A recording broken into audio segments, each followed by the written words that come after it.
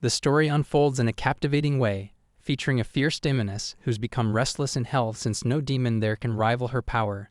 Eager for excitement, she snaps her fingers, hatching a thrilling plan to eliminate a few humans to amuse herself. Meanwhile, in the human world, high schooler Shugoroku, bored and alone at home, is trying to stack a tower of cards to pass the time. Suddenly, he senses an eerie presence behind him. Turning, he's stunned to see a dark, swirling magical portal, a gateway to this world. Emerging from it is a terrifying demoness with eyes on her head, who demands he play with her. Petrified, Suho's cards scatter as he lets out a terrified scream, overwhelmed by her sudden entrance. Ignoring his shock, she confidently announces herself as Debbie the Corsifa, the most formidable devil from hell, and warns him not to panic. Though terrified to see a demon in his room, Rokuru's fear momentarily subsides when he notices she's simply here to kill time, as she loves to fight and frequently dominates other devils. However, his relief vanishes when she proudly declares that her demon opponents are far too dull, so she's decided to obliterate the human race for entertainment. Horrified, Rokuru lets out a panic scream as she challenges him to prepare for battle. Overwhelmed, he wonders if she's truly a devil or if anyone will come to his aid. Desperate to escape, he suddenly spots the Joker card still in his hand and hatches a plan. As she flies toward him, aggressively preparing to punch him with one of her eye-clad fists, he boldly holds up the Joker card, revealing it to be an old maid card. She halts, staring at the card in utter confusion. Seizing the moment, he suggests they play this human game, saying it's the perfect way to pass time. Uninterested, she shrugs dismissively, refusing to play a human game. But with a clever smile, he goads her, hinting that she might be scared to take him on despite being the strongest demon. This unexpected taunt piques her interest, setting the stage for his clever plan to unfold. With a pleased and teasing grin, she acknowledges his courage to challenge her, yet with a devilish smile warns him of the inevitable death awaiting him if he loses. Sitting down, Rokuru nervously explains the rules, fearfully aware that a loss means his life is at stake. Still, he steels himself to give his absolute best, knowing victory is his only escape. He informs her game's objective. Whoever ends up with the Joker card loses. She scoffs, calling it a childish game, amused by simplicity. They begin playing, with him strategizing carefully, knowing that the most critical move lies in the end, avoiding the Joker. Sensing his anxiety, she mocks him, suggesting he surrender now, promising him a grim end once she, as a devil, triumphs. Then, with a mischievous smile, she urges him to pick a card, intensifying his fear. Suddenly, he notices her top eyes fixed on one of the cards she's holding. As he hesitates, interpreting whether they're tracking the Joker, she playfully asks if he finds her face captivating, basking in her power. Caught between relief and doubt, Rokuru remains uncertain whether her gaze betrays the Joker's position or is simply a ploy to unnerve him. To test his theory, he cautiously moves his hand toward the Joker card. Debbie's expression shifts to one of smug satisfaction, but he catches the eyes on her head squinting slightly, even appearing nervous and sweating. As he shifts his hand to the other card, the strange eyes close in visible relief, almost as if delighted that the Joker remains hidden. At this, Debbie grows visibly tense, her frustration mounting as she snaps at him to make a choice quickly instead of dragging it out with suspense. Finally, he picks up a card, not the Joker, and Debbie's face contorts with shock and rage as she realizes she's been left holding the Joker. Furious and utterly astonished that she, the most powerful demon, could lose to a mere human, she screams at him in disbelief. Nervous yet triumphant, Rokuro starts to explain that he made his choice by observing the peculiar eyes on her head. Before he can finish, she cuts him off, accusing him of cheating. With a wicked smile, she challenges him to one more game, vowing he won't have any tricks to rely on this time. Setting the cards in her hand, she warns that if he loses this round, she won't hesitate to claim his life. With trembling hands and a heart full of dread, Rokuru once again picks a card, anything but the Joker. When she realizes that the Joker remains in her hand, Debbie lets out a furious scream, collapsing onto the bed and accusing him of having rigged the game. Yet her anger turns to bewilderment as he mentions that he simply relied on hints from the strange eyes on her head to guide his choice. Confused and stunned, she reaches to touch her head, clearly having no idea about the mysterious eyes assisting him. Observing her shock, Rokuru grows more puzzled, realizing she may be unaware of the extra set of eyes. Before she can say a word, he stands up with a teasing smirk, casually applauding her efforts in the game and then, with a light-hearted tone, suggests she should probably head back home. Irritated by her persistence for yet another rematch despite his 2 victories, Rokurou tries to decline, urging her to leave. But when she angrily protests, he reluctantly agrees to play one final round just to appease her. Instantly, her expression brightens, and with a wicked grin, she warns him that this time she's onto his strategy and won't let him use the mysterious thing on her head as an advantage. As the game begins, she smirks, noticing the Joker card awkwardly stuck to another in his hand. He, now visibly sweating and tense, realizes the stakes are higher than ever. Amused by his nervous expression, she grins slyly, certain of her victory, and confidently picks a card, declaring her impending win. But her eyes widen in confusion when he separates the Joker from the card it was stuck to, holding up 2 cards instead. Baffled by his trick, she's now thrown off balance. With a clever smile, Rokurou challenges her to pick one, and seeing her puzzled look, he can't help but think even a grade schooler would fall for such a simple ruse. Trying to maintain her composure, she confidently picks the card that isn't the Joker, only for him to ask if she's sure. Growing more uncertain, she changes her choice, and he once again prods her to make a final decision. His goal to unsettle her seems to be working as she becomes visibly annoyed. Enjoying her frustration, he taunts her to show her strongest demon power and choose a card. So Debbie suddenly springs to her feet, flashing a playful smile as she claims her back aches from the extended game. When she stretches, Rokurou notices the suspicious eyes on her head sneaking a peek at his cards. Infuriated, he snaps at her to play fair. Embarrassed, she sits back down, muttering about forgetting the thrill of the challenge as the unbeatable demon she is. Smiling slyly, she leans closer, intrigued by him as an interesting human, and declares to use a small trick to win this time. Confidently, she picks up a card, imagining her victory, only to discover it's the Joker yet again. Defeated, she sits down, even the eyes on her head shedding tears, and Rokurou, feeling a bit sorry for her, offers a cookie. Suddenly, she angrily shreds the cards, furious at losing to a human. Rising with renewed rage, she declares she'll tear him apart. Panicked, he reminds her of her promise not to kill him, but she just smiles and claims she never made any such promise, accusing him of playing tricks first. Just as she lunges with claws outstretched, her phone rings. It's the Jailbreak Administration instructing her to return. Ignoring the command, she notices a glowing portal beginning to pull her in. As Rokurou anxiously points out that she's sinking, she frantically shouts at him to prepare for her return. With a final, ominous warning to keep his neck ready for her, she disappears into a flash of light. As sweat drips from his brow, Rokurou is left baffled by his bizarre encounter. When his parents return, he hesitantly tells them that Debbie the demon showed up at their house. The next day, after school, Rokurou slumps on a bench, munching on a burger while brooding over his unsettling encounter with Debbie the devil. His thoughts spiral into worry and gloom until Mochizuki Tamari-chan, a cheerful classmate, brightens the moment by playfully asking him to join her for a game of Shirazumo, where players push each other using their backs. Caught off guard by Tamari's enthusiasm, he thanks her for wanting to spend time together, but gently tries to explain that Shirazumo might not be the most fitting game for high school students. Undeterred, Tamari, cheeks flushed with excitement, insists she's ready to give it her best, shyly adding that she has a big butt and hopes it'll give her an edge. Trying to shift her focus, he eagerly suggests they browse magazines while waiting for the bus, but as soon as the word free leaves his mouth, a sudden wave of anxiety hits. He senses the ominous presence of a magic circle behind him. Noticing his tense expression, Tamari looks at him with concern, but he assures her everything is fine, even though dread prickles at the back of his mind. Suddenly, with a flash and a mischievous grin, Debbie the devil appears atop the nearby clock tower, making her presence known with dramatic flair. Startled, he calls out, asking why she's here. Debbie descends with an intense expression, scolding him for using her first name and reminding him that she's the mighty Debbie the Korafia. Before she can continue, Tamari interrupts, wide-eyed and starstruck, marveling at Debbie's cuteness and beauty. Despite his frantic attempts to warn Tamari not to praise Debbie, she continues, her excitement bubbling over as she remarks on Debbie's charm. Debbie, initially flustered by the compliments, softens for a moment, basking in attention. Yet as memories of her recent defeat resurface, her expression darkens, and she warns them that her mission is to destroy all humans after she defeats Rokurou in their next game. Panic floods him as he realizes he doesn't have his cards with him.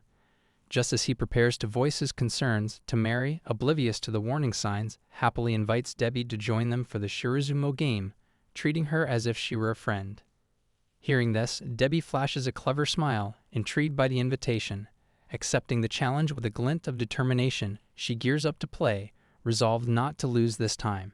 Debbie feels a rush of embarrassment when Temari cheerfully explains the game's quirky rules. Players step into a circle and try to push each other out using only their butts. No other part of the body allowed. Knowing Debbie's immense strength as the most powerful devil, Rokuro feels a surge of fear, realizing a loss could mean serious trouble. As Temari finishes drawing the circle, he scrambles for a way out but, finding none, reluctantly resolves to play and win. Standing in the circle, Rokuro notices Debbie hesitating on the sidelines. When he asks why she hasn't joined, she confidently claims she's plotting strategies. Temari then points out Debbie's flushed face, but Debbie waves it off, boasting that she's merely envisioning his defeat. She warns him to be prepared for her kick, and once again slyly questions if he's truly ready to face the strongest devil. Irritated, Rokuro dismisses her taunts, urging her to hurry as standing with his backside out is already embarrassing. However, he soon realizes from her averted gaze that Debbie herself might feel awkward about playing such a game with him. Frustrated, he thinks that for a mighty devil, she's sure caught up in the moment.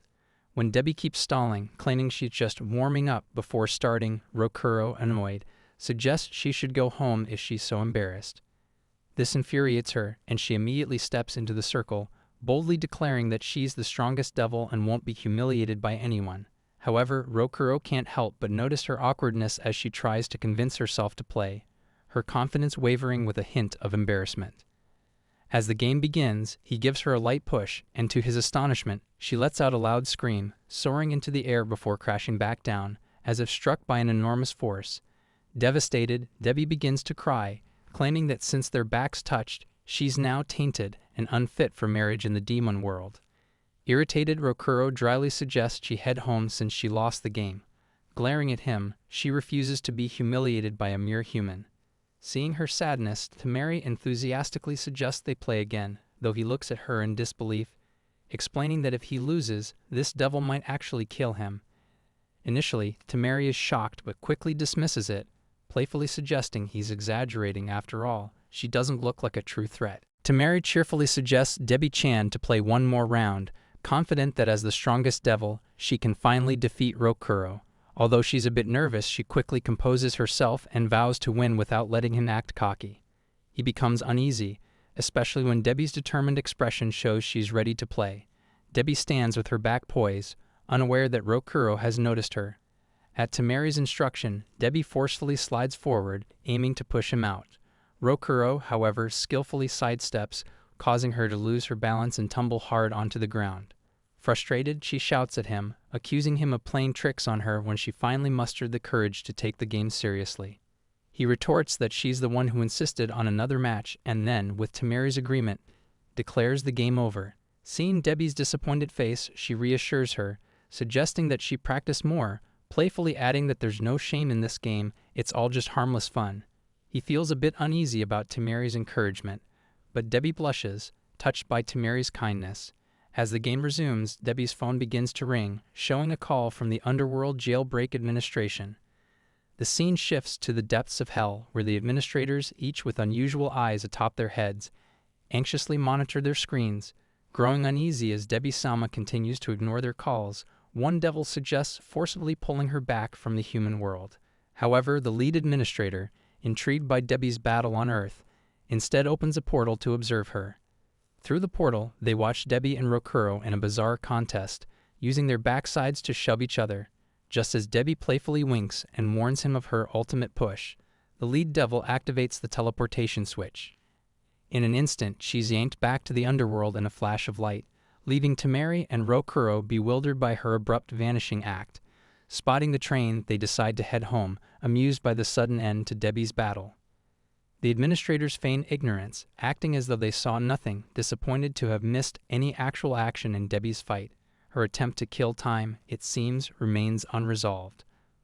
The following day, as Temari and Rokuro enjoy a game of volleyball, Debbie approaches with a devilish grin, challenging him to play, declaring she's on a mission to kill time. When he declines, irritated by her persistence, she trembles with anger, assuming he's casting aside her feelings, and warns him she might destroy humanity. Seeing her growing frustration, he quickly clarifies that they're playing volleyball, which requires at least 4 players. Tamari, meanwhile, lights up at Debbie's arrival. Despite his attempts to explain that 2 people can simply toss the ball back and forth, Debbie insists on joining the game, dramatically dropping to the ground and pouting like a child. Realizing they do need another player, she suddenly springs up, disregards their surprised looks, and makes a quick call. Moments later, with a triumphant smile, she announces their 4th player is on the way. He is left bewildered as a magical gate circle materializes behind him, and an administration member he previously encountered steps out. Shocked at the sight of another devil, whom Debbie introduces as Rizu Urisuki, and proudly claims that she summoned her into the human realm. Realizing that Debbie-sama has been mingling with humans to pass the time and had even played a game the previous day, she eagerly agrees to join the game. However, upon noticing the 2 devils, he hesitates, finding Rizu-chan's aura utterly distinct from Debbie's, making her seem less like a demon. Before he can voice his thoughts, Tamari excitedly asks if Risuki is as strong as Debbie. Nervously, she shakes her head, explaining that she is nowhere near Debbie's level. With an embarrassed smile, she admits her sole skill is brewing black tea. He, impressed, looks at her, but Debbie interrupts, shouting that he should not admire Risuki for possessing actual qualities compared to her. When Rokuro seriously asks about her abilities, she, after a moment of contemplation, reluctantly reveals that her power is crushing things. Intrigued, he jokingly asks if she operates heavy machinery, to which she responds with frustration. Nevertheless, she suggests they start the game, as time is of the essence. After forming the teams, Tamari-chan confidently outlines the rules. The opponent must not drop the ball. Then she jumps with excitement, urging everyone to have fun since it's just a game. With determination, Debbie hurls the ball so forcefully that it soars into the air, disappearing from view. But Rizu-chan retrieves the ball, and Rokuro is visibly impressed by her strength. He can't help but feel impressed by her efficiency compared to Debbie-chan. However, seeing his admiration for her subordinate triggers Debbie's irritation, prompting her to shout at him. Undeterred by her anger, he passes the ball to Rizu-san and encourages her to serve. She becomes anxious, admitting she has never played a game like this before. With Tamari's cheers and Debbie's tough love, even though she stumbled, she still pushes Rizu to go for it. Determined, she holds the ball and tosses it into the air. Tamari and he gasps in surprise at her composed movements. She executes a float serve with a powerful jump, sending the ball soaring over the net. They erupt in cheers and admiration, astonished that it's her first time playing. Although a bit nervous at the praise, Risuki feels a spark of confidence.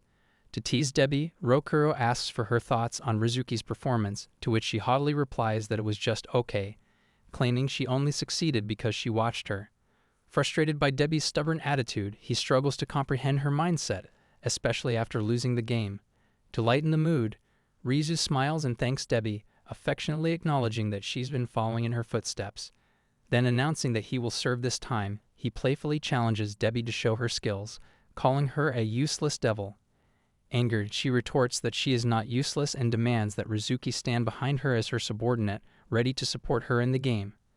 As he launches the ball with immense force, she leaps confidently, teasing him as a weak serve boy. She stomps her foot, propelling herself into the air to strike the ball, but misjudges its location. The ball smacks her in the face, sending her crashing to the ground and causing concern among the others. The ball flies up high, and Risuki quickly springs into action, hitting it back to the human team's court. Everyone watches in awe as Rizuki scores 2 consecutive goals, while Debbie also manages an impressive face serve. Instead of basking in her glory, she rushes over to Debbie, celebrating their joint victory. However, her joy quickly turns to worry as she notices Debbie-sama hiding her face. Debbie looks up, tears streaming down her cheeks, declaring her hatred for this kind of game. She sobs, admitting that despite winning, she feels unhappy, lamenting that she tried her best but still failed. Rizuki encourages her, insisting she did well, but Debbie continues to cry, claiming Rizu is far better and that her strength pales compared to her beauty. Rizu gently reassures her, praising Debbie's beauty and strength in her own right. He, feeling remorseful for any inappropriate remarks, apologizes as well. Despite her tears, Debbie expresses a desire to continue playing, her spirits lifting as she declares it's her turn to serve. Just then, before she can start, Riza-chan apologizes, reminding her that their time is running out. At that moment, a magic gate materializes nearby, signaling the end of their game. The next day at school, during break, Rokuro and Temari enjoy lunch while playing a riddle game. Temari, excited, presents a riddle about a ball that has 4 sides. Rokuro thinks for a moment and then confidently answers, cardboard. Thrilled by his correct guess, Temari beams and Rokuro shyly smiles back. Riddles they found are a fun way to pass the time. As they play, Rokuro senses Debbie approaching and suggests they stop. Impressed, Temari praises his keen awareness just as Debbie appears through a magic portal. She greets them with excitement and, learning about their game, boasts that she'll win, declaring riddles easy. Rokuro doubts her confidence and teases that riddles need some brain power. Offended, Debbie insists she's known among devils for her wisdom and won't be stumped by simple human questions. To test her, Rokuro gives her a practice riddle. What is something called bread but can't be eaten? Debbie looks puzzled, not understanding. When he explains that the answer is a frying pan, she's frustrated, claiming it doesn't make sense. Rokuro laughs and explains that it's just a joke. Annoyed, she warns that if she loses, she'll destroy the world. Temari quickly calms her down, reminding her it was only practice. Relieved, Debbie promises she'll win the next round. Rokuro gives her a new riddle, asking, "What do you get when you combine 8 and 8? Debbie answers 18 without hesitation, which makes him chuckle and reveal that the correct answer is parents. She looks confused and angry, not understanding how parents could be the answer. He explains that hachi, meaning 8 in Japanese, sounds like mom and dad. Debbie, still lost, gets upset. Sensing her frustration, Rokuro and Temari comfort her, explaining that riddles are meant for fun and to help her think creatively. Rokuro gives her one more chance, asking, "What's something that tastes good at the end?" Debbie repeats the question, concentrating hard while Temari encourages her to think deeply. Seeing Debbie's intense focus, Rokuro realizes she's putting her all into this simple game. It's a funny yet sweet moment as they watch her try so hard, making the stakes feel surprisingly important. As the school bell rings, signaling the end of the break, Rokuro respectfully encourages Debbie to provide her answer quickly. He notices her serious expression, realizing she is giving her all to solve the riddle. Temari, watching this interaction, finds it adorable that a devil is so engaged in the game, adding a light-hearted charm to the moment. Suddenly, Debbie shouts that she has the answer. Both Rokuro and Temari lean in, eager to hear what she has come up with. However, their excitement quickly fades when Debbie confidently announces that after much brainstorming, she has arrived at the delicious answer to the riddle. With a happy, blushing face, she asks for their opinions, only to be met with Rokuro's nervous admission that her answer is incorrect and that the right answer is shumai. Debbie's confusion is palpable as Rokuro explains that umai means delicious, attempting to ease her disappointment. He encourages her not to be too hard on herself, noting that her answer wasn't bad either. As the magic gate begins to pull her away, Rokuro motivates her, reminding her that there's still plenty of time left to enjoy the day.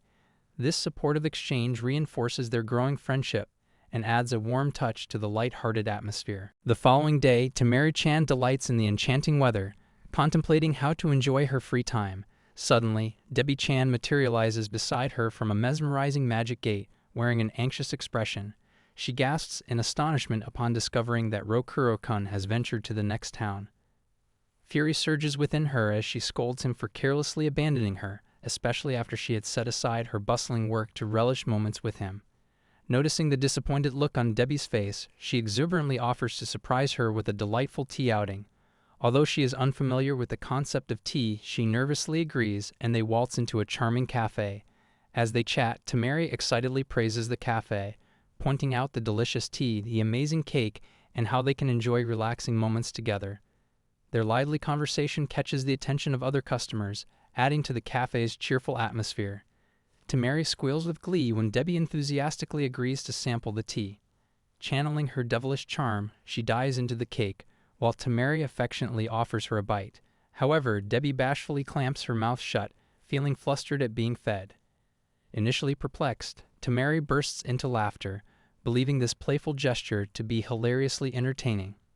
To her astonishment, Debbie adorably opens her mouth, eyes closed tightly, prompting Temari to eagerly feed her with a fork.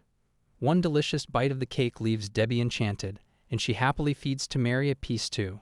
Overjoyed, Temari grins at Debbie's delight.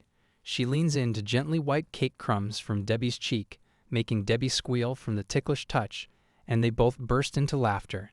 But Debbie suddenly stops, captivated by Tamari's long eyelashes. She asks to touch them, and when Tamari agrees, Debbie finds herself mesmerized by her soft skin, bright eyes, and graceful presence. This playful moment deepens their bond, revealing the warmth of their growing friendship. However, Debbie the Devil is overwhelmed with embarrassment when Tamari affectionately touches her, feeling a mix of passion and happiness at her honesty. With a hint of irritation, Debbie questions why Tamari is acting a bit peculiar today.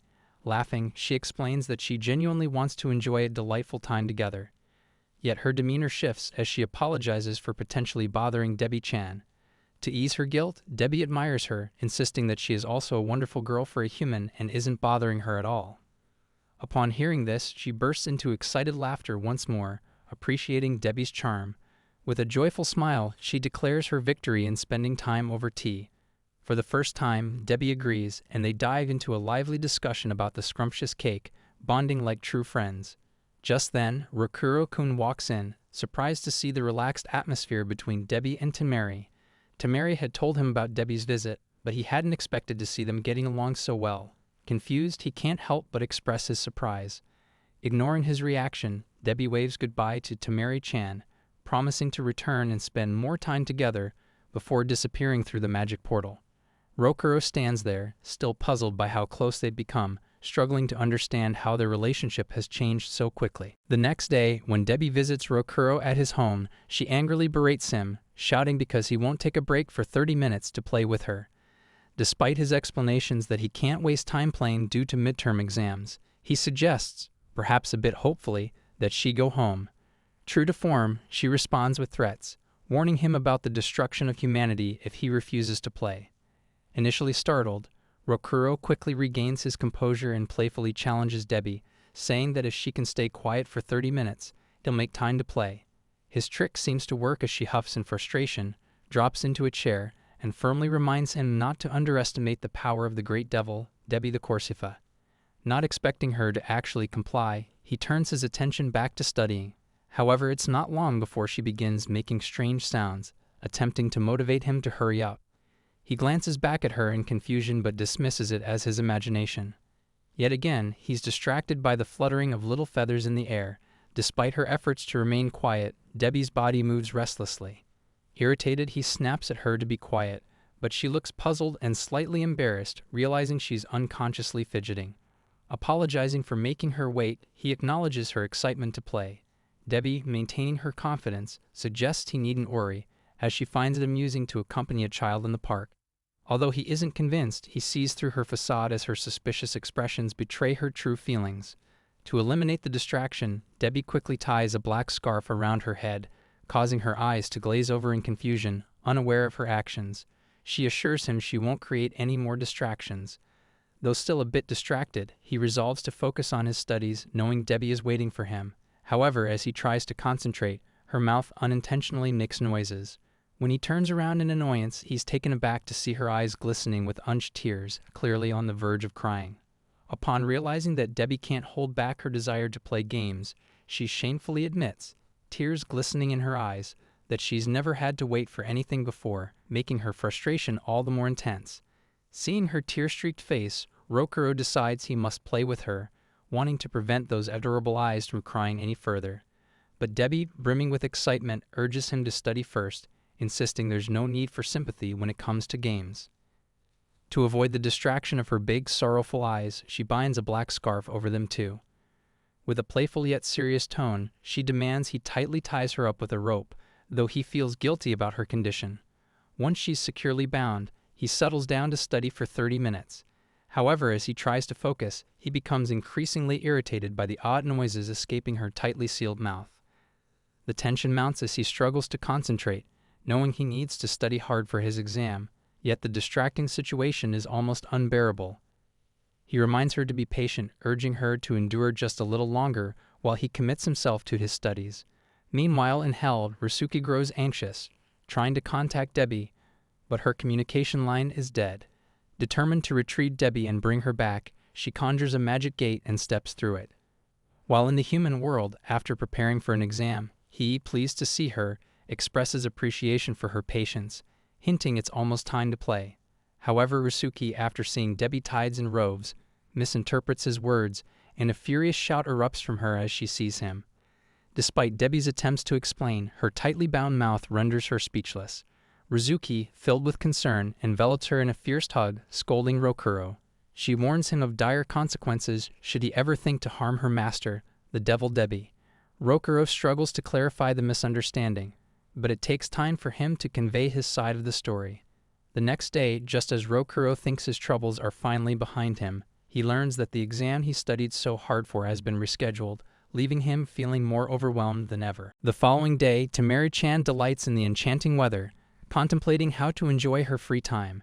Suddenly, Debbie-chan materializes beside her from a mesmerizing magic gate, wearing an anxious expression. She gasps in astonishment upon discovering that Rokuro-kun has ventured to the next town.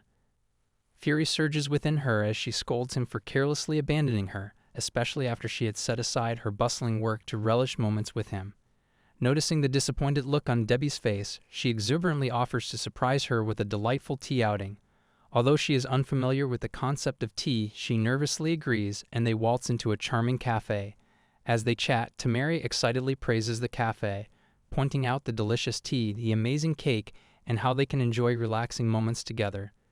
Their lively conversation catches the attention of other customers, adding to the cafe's cheerful atmosphere. Temari squeals with glee when Debbie enthusiastically agrees to sample the tea. Channeling her devilish charm, she dives into the cake, while Temari affectionately offers her a bite. However, Debbie bashfully clamps her mouth shut, feeling flustered at being fed. Initially perplexed, Temari bursts into laughter, believing this playful gesture to be hilariously entertaining. To her astonishment, Debbie adorably opens her mouth, eyes closed tightly, prompting Temari to eagerly feed her with a fork. One delicious bite of the cake leaves Debbie enchanted, and she happily feeds Temari a piece too. Overjoyed, Temari grins at Debbie's delight. She leans in to gently wipe cake crumbs from Debbie's cheek, making Debbie squeal from the ticklish touch, and they both burst into laughter. But Debbie suddenly stops, captivated by Temari's long eyelashes. She asks to touch them, and when Temari agrees, Debbie finds herself mesmerized by her soft skin, bright eyes, and graceful presence. This playful moment deepens their bond, revealing the warmth of their growing friendship. However, Debbie the Devil is overwhelmed with embarrassment when Temari affectionately touches her, feeling a mix of passion and happiness at her honesty. With a hint of irritation, Debbie questions why Temari is acting a bit peculiar today. Laughing, she explains that she genuinely wants to enjoy a delightful time together. Yet her demeanor shifts as she apologizes for potentially bothering Debbie-chan. To ease her guilt, Debbie admires her, insisting that she is also a wonderful girl for a human and isn't bothering her at all. Upon hearing this, she bursts into excited laughter once more, appreciating Debbie's charm. With a joyful smile, she declares her victory in spending time over tea. For the first time, Debbie agrees, and they dive into a lively discussion about the scrumptious cake, bonding like true friends. Just then, Rokuro-kun walks in, surprised to see the relaxed atmosphere between Debbie and Temari. Temari had told him about Debbie's visit, but he hadn't expected to see them getting along so well. Confused, he can't help but express his surprise. Ignoring his reaction, Debbie waves goodbye to Temari-chan, promising to return and spend more time together before disappearing through the magic portal. Rokuro stands there, still puzzled by how close they'd become, struggling to understand how their relationship has changed so quickly. The next day, when Debbie visits Rokuro at his home, she angrily berates him, shouting because he won't take a break for 30 minutes to play with her. Despite his explanations that he can't waste time playing due to midterm exams, he suggests, perhaps a bit hopefully, that she go home. True to form, she responds with threats, warning him about the destruction of humanity if he refuses to play. Initially startled, Rokuro quickly regains his composure and playfully challenges Debbie, saying that if she can stay quiet for 30 minutes, he'll make time to play. His trick seems to work as she huffs in frustration, drops into a chair, and firmly reminds him not to underestimate the power of the great devil, Debbie the Corsifa. Not expecting her to actually comply, he turns his attention back to studying. However, it's not long before she begins making strange sounds, attempting to motivate him to hurry up. He glances back at her in confusion but dismisses it as his imagination. Yet again, he's distracted by the fluttering of little feathers in the air, Despite her efforts to remain quiet, Debbie's body moves restlessly. Irritated, he snaps at her to be quiet, but she looks puzzled and slightly embarrassed, realizing she's unconsciously fidgeting. Apologizing for making her wait, he acknowledges her excitement to play. Debbie, maintaining her confidence, suggests he needn't worry, as she finds it amusing to accompany a child in the park. Although he isn't convinced, he sees through her facade as her suspicious expressions betray her true feelings. To eliminate the distraction, Debbie quickly ties a black scarf around her head, causing her eyes to glaze over in confusion, unaware of her actions. She assures him she won't create any more distractions. Though still a bit distracted, he resolves to focus on his studies, knowing Debbie is waiting for him. However, as he tries to concentrate, her mouth unintentionally makes noises. When he turns around in annoyance, he's taken aback to see her eyes glistening with unshed tears, clearly on the verge of crying. Upon realizing that Debbie can't hold back her desire to play games, she shamefully admits, tears glistening in her eyes, that she's never had to wait for anything before, making her frustration all the more intense. Seeing her tear-streaked face, Rokuro decides he must play with her, wanting to prevent those adorable eyes from crying any further. But Debbie, brimming with excitement, urges him to study first, insisting there's no need for sympathy when it comes to games. To avoid the distraction of her big, sorrowful eyes, she binds a black scarf over them too.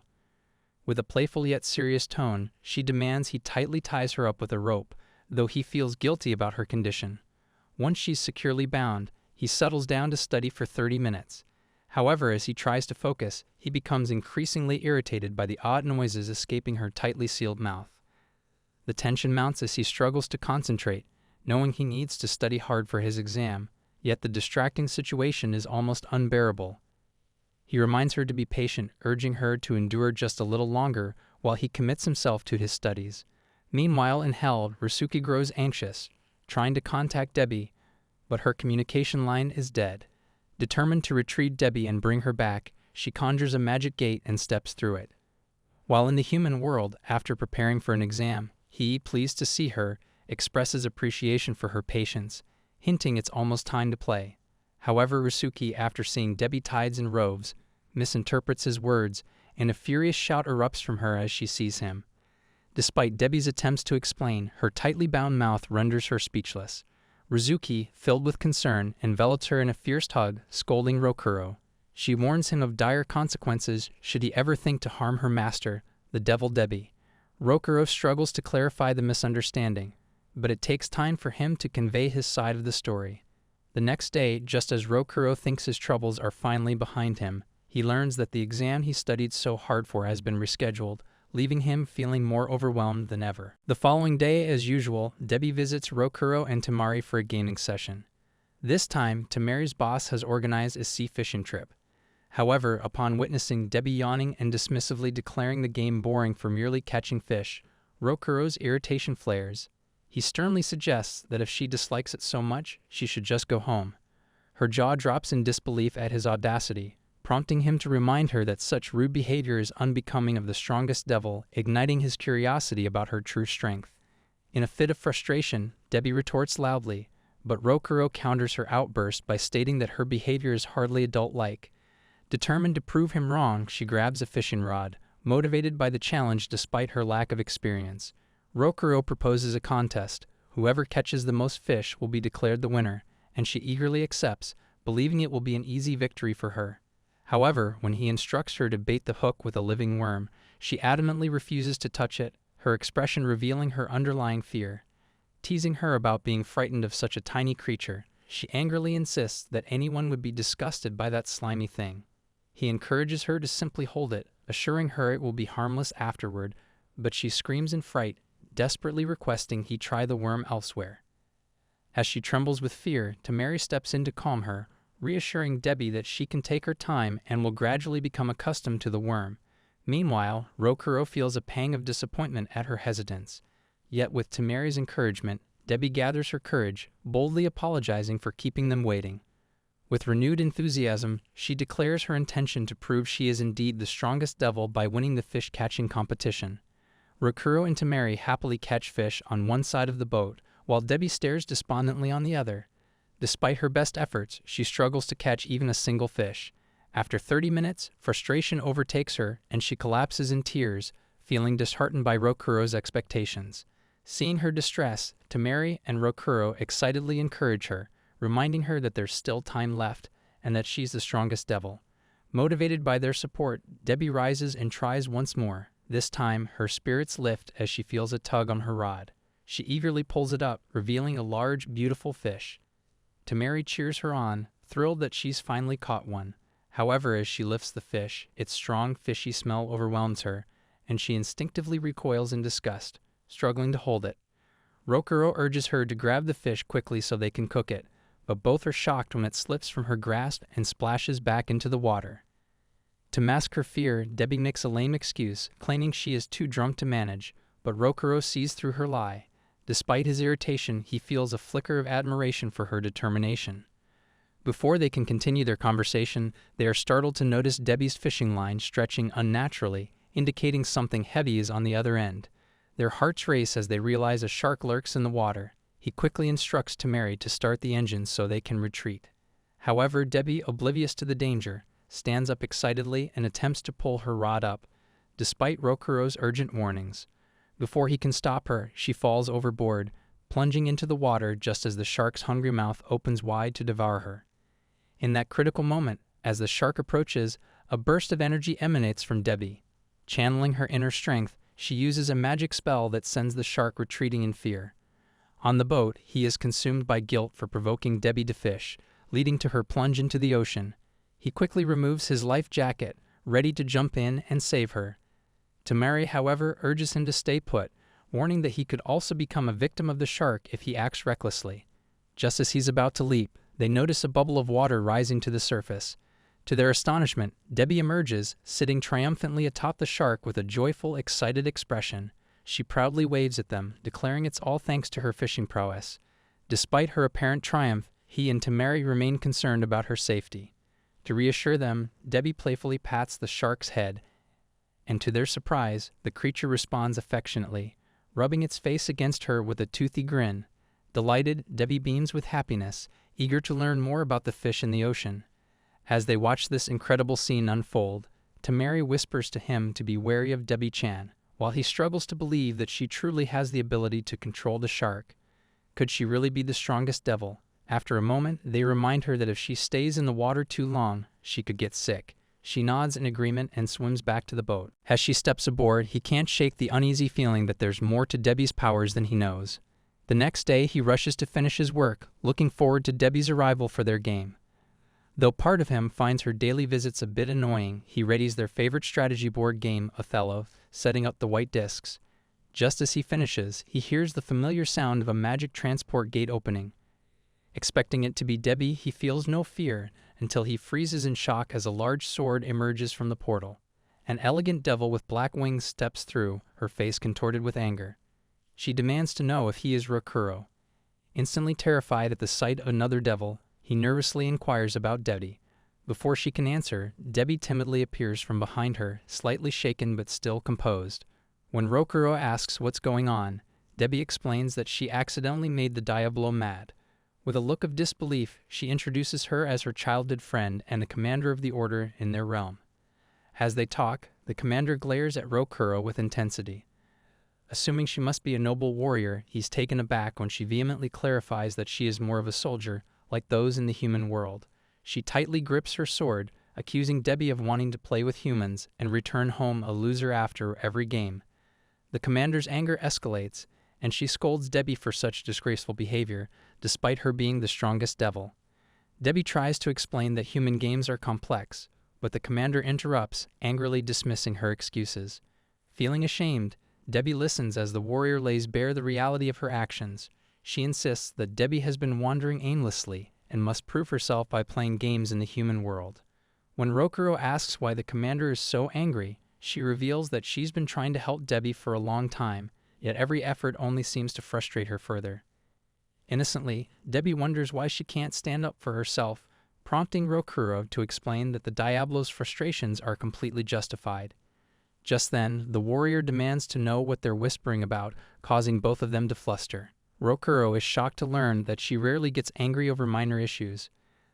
Their conversation takes a tense turn when the commander challenges Rokuro to a game, warning him that losing could cost him his life.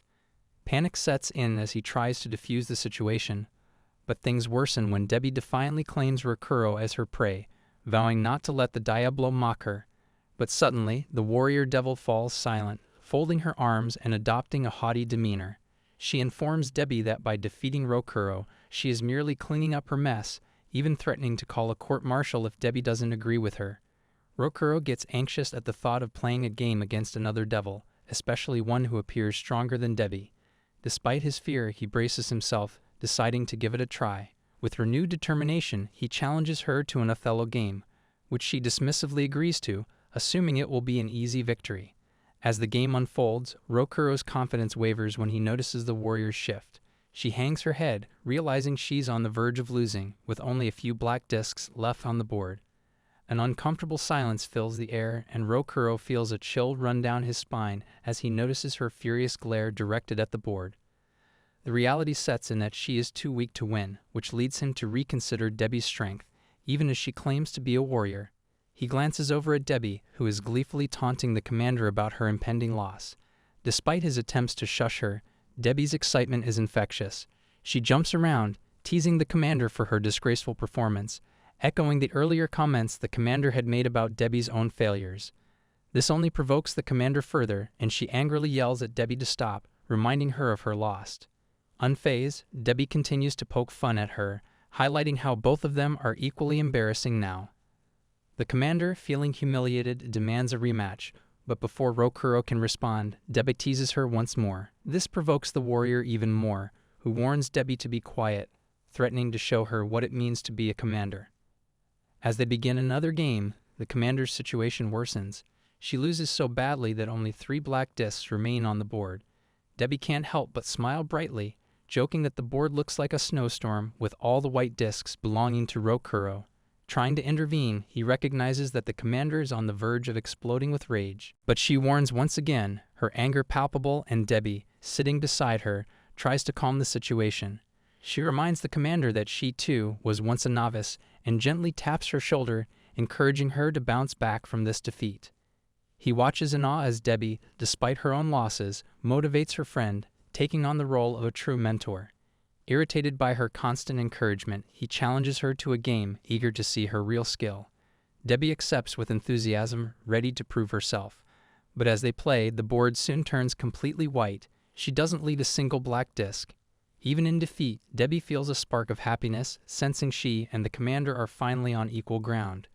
Just as she begins to share her thoughts, the commander casts a spell, knocking her out.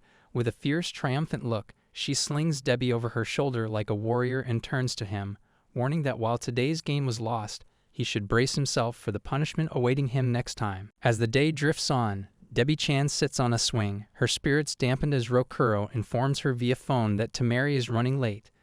With a loud creak, she abruptly stops the swing, feeling a wave of disappointment wash over her. Noticing her gloomy expression, Rokuro suggests playing another game while they wait. He approaches her, taking a seat on the swing beside her, and remarks that it's been ages since he last swung on one. Debbie looks puzzled at his reference to the swing, prompting him to explain that swings are meant for children to play on. When she inquires further about swings, he excitedly shares how in movies, friends often have heartfelt conversations while swinging together. Debbie's confusion deepens at the mention of heartfelt conversations. After thinking for a moment, Rokuro clarifies that these discussions usually involve love interests and future plans. Seeing him struggle to explain, she laughs, teasing him that he must not have many friends if he doesn't understand such things. Initially flustered, Rokuro eventually admits that he doesn't have any siblings, which leads him to play alone most of the time. However, he excitedly mentions his interactions with Temeri, even though he's not the type to take chances with new friendships. Feeling a bit sorry for him, Debbie apologizes, playfully telling him not to be sad because he must have some good qualities. Rokuro interrupts her, his annoyance bubbling over, and advises her to listen more. He shyly admits that his days are usually quite noisy. When he reveals that she's the only person he plays with daily, Debbie's expression changes. Her face flushes with anger as she realizes he's trying to imply that they're friends. Fuming, she swings higher and scolds him, insisting he should never think of her as a friend since she's a devil and humans shouldn't befriend devils. Rokuro attempts to calm her down, clarifying that he didn't consider her a friend. He points out that instead of merely wanting to defeat him, she enjoys participating in the games he prepares. When he bluntly states that she's the one trying to be his friend, it feels as if he's caught her in a lie. Angrily, Debbie swings forcefully, accusing him of not understanding how easy it would be for her to kill him, given her strength as a devil. Yet she wants to defeat him in every game, asserting that simply killing him wouldn't satisfy her. Rokuro is taken aback, mouth agape, as she insists he is her rival, not a friend. Though initially confused, he grins, playfully taunting her that she's a rival who has never won against him. Debbie shouts in protest, but he finds joy in realizing that maintaining her pride is important to her. He concludes that being her rival is actually quite enjoyable. Before they can delve deeper into their conversation, Debbie excitedly shows him her phone, revealing a message from Temeri that she's nearby. Rokuro is surprised to discover he has Temeri's contact number. Debbie happily recounts their recent tea party and how they've registered as friends. However, her enthusiasm wanes when Rokuro cleverly reminds her that, according to her, devils and humans can never truly be friends. Though a bit puzzled, she counters that it ultimately depends on the individual. As their banter continues, the magic gate appears behind them, signaling a shift in their afternoon. The next day, the group excitedly decides to play the Daruma doll game. With Rizuki free for the day, she eagerly joins, keen to witness her master, Debbie, showcase her legendary bravery. With a confident grin and a hearty laugh, she boasts that she'll win easily, and Temeri cheerfully explains the main rule. If she so much as flinches when the Daruma doll turns, she's out. Temeri graciously lets Debbie take the first turn. As Temeri turns her back to the tree and closes her eyes, Debbie takes her mark. Before Temeri can even begin, Debbie launches herself through the air with blind speed, landing behind Temeri in a flash. The others are left awestruck by her dazzling speed, and with a smug smirk, she playfully asks if her speed has managed to scare them. Rizuki beams with pride, thrilled by her master's strength.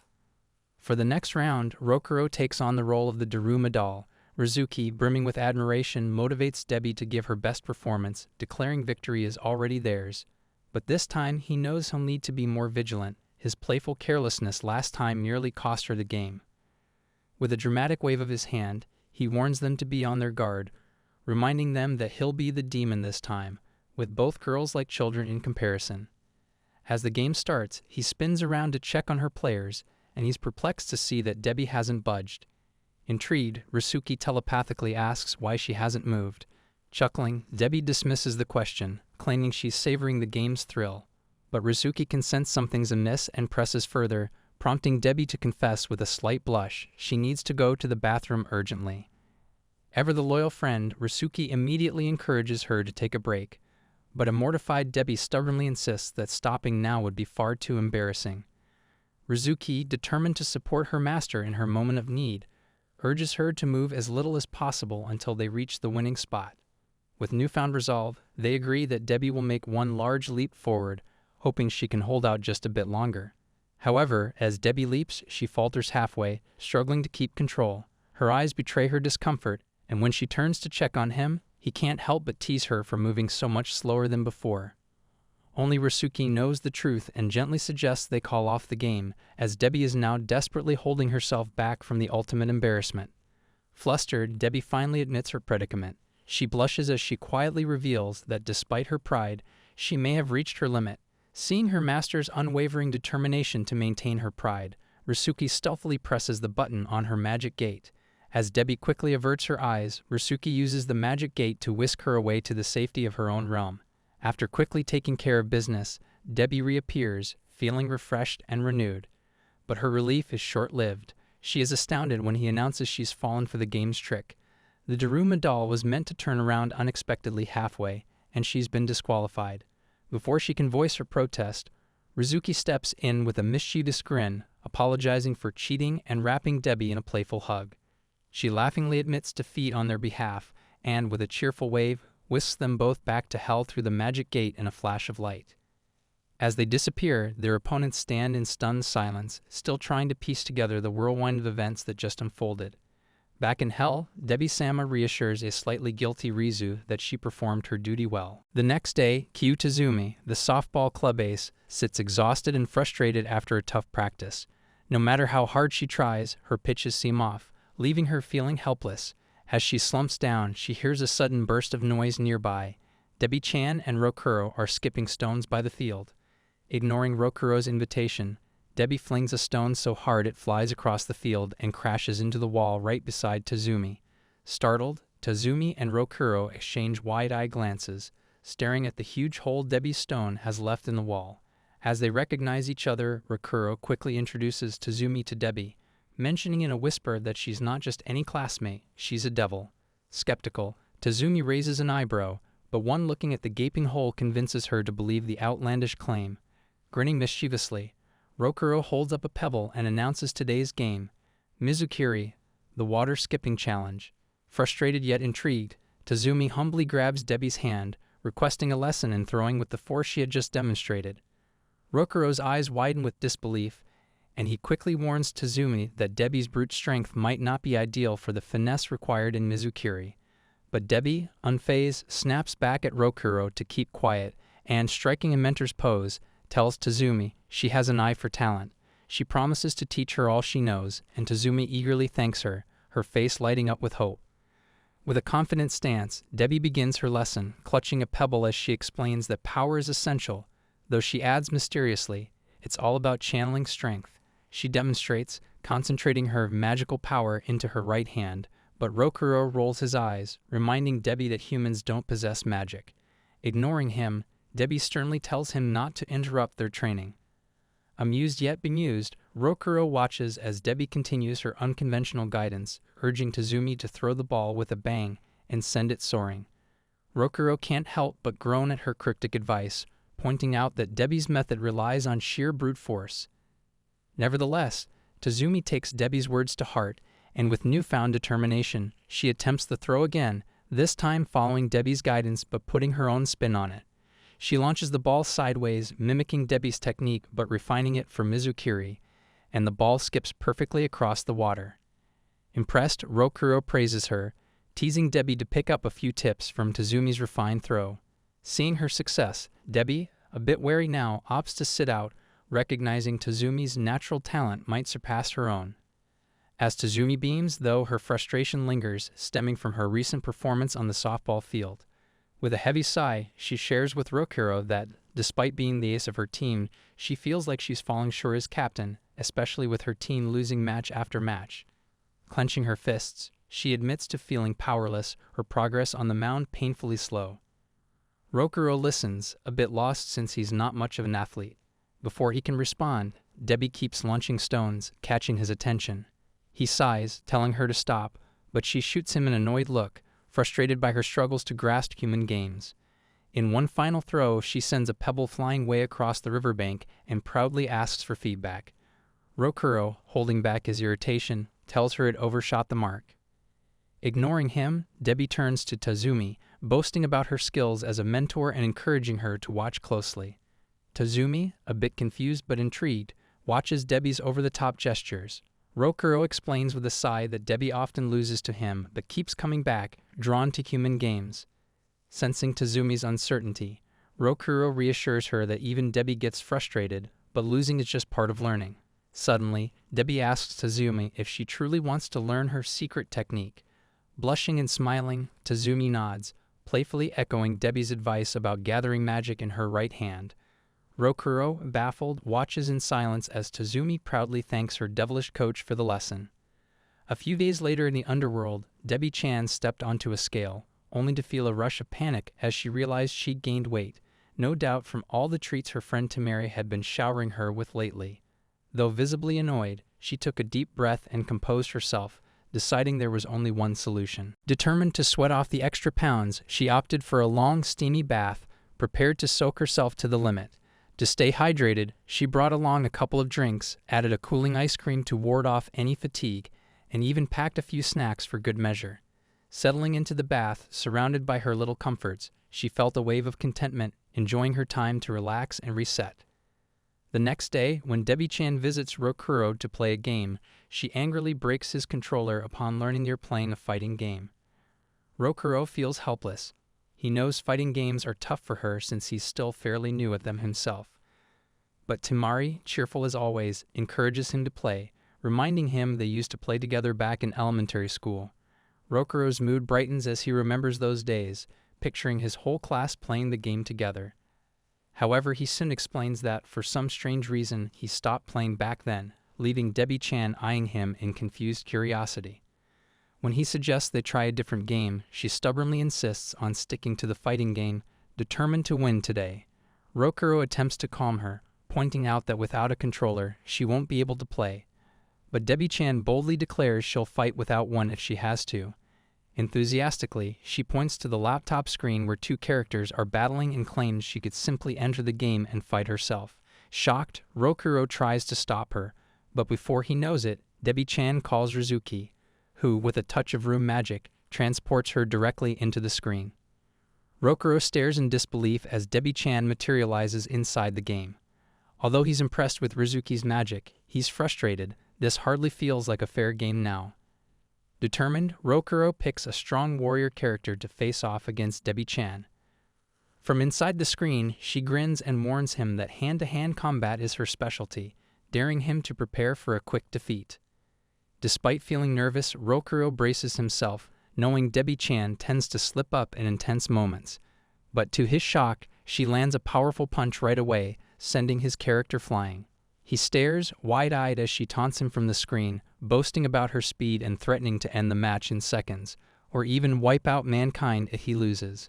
Nervously, Rokuro realizes he's in for a fierce battle, especially as she laughs at him, calling herself the strongest devil and mocking his skills. Refusing to be defeated, he finally calls for a rematch, and as the round starts, he uses a sneaky slide kick that catches her off guard, causing her to cry out in pain. Tamari, watching, explains to Rizuki that Rokuro's slide kick is notorious from their school days, a cheap trick he used to win back then, driving his friends to quit in frustration. She recalls how, when their opponents blocked, Rokuro would go for a throw, and when they didn't, his kick would take them down. Tamari laughs, noting how his tricks once left him friendless as kids cried and gave up after facing his relentless moves. Inside the game, Debbie-chan, now sprawled on the ground and unable to move, starts to tear up. Rokuro smirks and advises her to be good and apologize as he pretends to console her for his cheap victory. Rising to her feet, teary-eyed, she smiles at him, and he finally gives her a light-hearted lesson on the sin of flaming in multiplayer games. Debbie-chan can only nod, realizing just how scary Rokuro can be when he gets serious.